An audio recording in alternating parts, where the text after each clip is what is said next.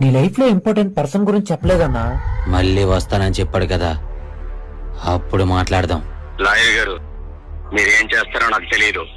శివన్న మీద ఉన్న ప్రతి కేసుని బయటికి తీయండి. నేను చూసుకుంటా. తప్పు చేసావురా, చాలా పెద్ద తప్పు చేసావు.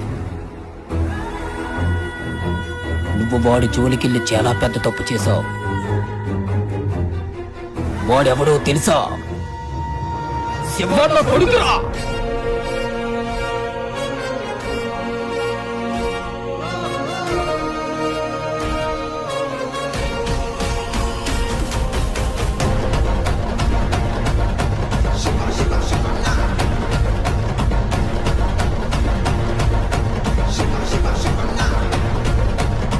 ఇప్పటి వరకు ఈ ప్రపంచానికే తెలియని నిజాన్ని నీకు చెప్తాను.